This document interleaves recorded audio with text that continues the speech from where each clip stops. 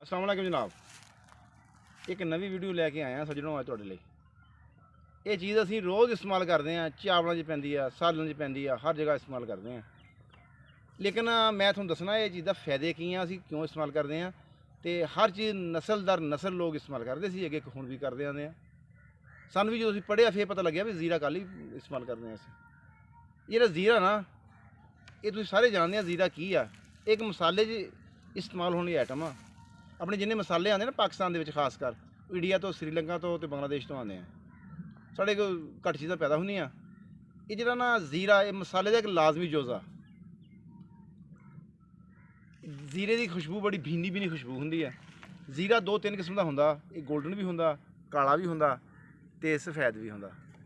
ये गोल्डन क्यों होंदा? जीरा दरअसल एक ही होंदा, जीरा जो होंदा ना ये गोल्डन, ये उहदे च जिहड़े ना जमीन जी खासियत है ना वो साडी फसल च आ जाती है, क्योंकि फसल है एक, लिहाजा तिन्ने ही बाजार च मिलते हैं।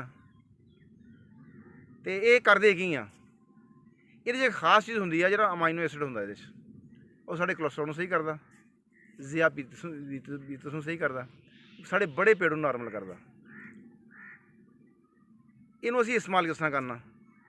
जीरा मूँह तो अद्धी चमची हांडी सुट देंगे बस ठीक आ, लेकिन सिंगल इस्तेमाल करना भी किस किस बीमारी लिए इस्तेमाल किया जा सकता।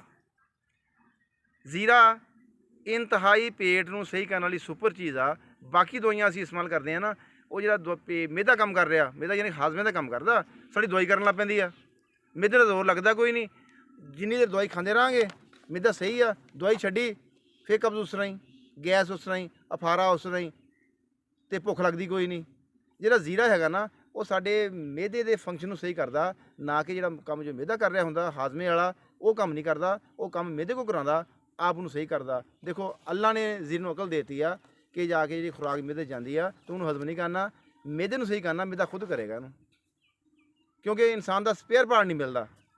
जिहड़े आज़ाद सानू अल्लाह ने देते हैं ना, अगर कभी साडी अपनी यानी कि खराबी की वजह नाल, गलत चीज़ां खाण की वजह नाल, गलत माहौल च रहन की वजह नाल, तर्ज जिंदगी बदलने की वजह नाल खराब हो गई है ना, फिर अल्लाह ने सानू वो चीज़ां पैदा करतियां। अल्लाह जानता सी कि इन्हां लोगों ने जाके की काम करने हैं।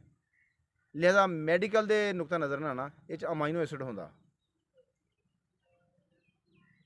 ये जीरा हैगा ना, इनू ना पानी अद्धी चमची पानी भगो दो शाम टाइम, सुबह नतारो पानी पी लो, अगर उबाल लो फिर तो क्या ही बात है। अगर तुम इसनू पे के वह पानी पी लोगे ना, फायदा पूरा जाएगा। जीरा एक होर बड़ा अहम काम करता, जो गैस बनता ना पेट पेट बढ़ जाता, खट्टे मिठे डकार आते हैं, उन्होंने अल्लाह ने एक कुदरती इलाज पैदा किया जीरे च। पेट के कीड़े मारने वाली दवाइयां जो असीं बाजार च इस्तेमाल के काबिल हैगियां ना, वो जिते पेट के कीड़े मारदियां बाकी बीमारियां भी पैदा कर देंदियां। ये पेट के कीड़े इंतहाई मारन की इंतहाई सुपर दवाई है अल्लाह की बनाई हुई। जिहड़ियां बीबियां दुद्ध पिलांदियां बच्चियां नूं, दुद्ध उन्हां दा घट्ट आंदा, वो दुद्ध पानी च उबाल लैन जीरे नूं, दुद्ध पा के 1 कप डेली पीण, दुद्ध इंशाल्लाह वाफर हो जाएगा। तो जिहड़े डंगर दुद्ध घट्ट दिंदे आ उन्होंने वंडे च पा के जीरा 1 मुठ डेली खिलाया जाए, दुद्ध उन्होंने इन्ना हो जाएगा कि हैरान रह जाएंगे कि दुद्ध इतों कितों आ गया दुद्ध, क्योंकि अल्लाह ने सिस्टम बनाया है। ये इस्तेमाल है ना, जोड़े मोटे लोग आ वो मेथे लैके ना 50 ग्राम तो 25 ग्राम जीरा इनू बरियां कर लैन, बरियां एक तिब्बती जबान आ, ये रख के ना तवे पर थोड़ा जिहा घे पा के इनू ना आबू जा कर लेना, यानी कि ब्राउन करना, लाइट ब्राउन कर लेना। उस तो बाद इन पीस के रख लेना, ये हल्का नमक पा लेना, लेकिन नमक पाना पिंक, समुंदर का बनया नमक नहीं पाना। नमक पाना सी अल्लाह ने कुदरती तौर पर बनाया, हूँ पिंक साल्ट आ सिर्फ पाकिस्तान होंदा आ। ये बाहर लोग बहुत इस्तेमाल करते हैं, बहुत महंगा विकदा, लेकिन साढ़े पता नहीं अकरबा जोड़े है अरबाबे इख्तियार इनू क्यों यानी कि यूरोप नहीं भेजते। लिहाजा वो पिंक नमक पाना। पिंक नमक की होंदा वो बहुत ज़्यादा मादनियात होंदियां जियां सानू आम हालात लभण लई बड़ा यतन करने पैणगे, खालस लभदियां भी नहीं। अल्लाह ने नमक च खालस मदनियत पाती है, ये नमक पा के रख लेना। नेरे सवेरे किसी का पेट दुख गया, किसी को पेचस लग गए, ये चुटकी एक खिलाती जाए, पेट बिल्कुल सही हो जाएगा, दर्द बिल्कुल सही हो जाएगा। तो मैं उम्मीद करदा कि मेरी ये जी जसारत आ तुसीं ये तो फ़ायदा उठाओगे। आइंदा वीडियो तक मैं इजाज़त चाहना। अल्लाह हाफ़िज़।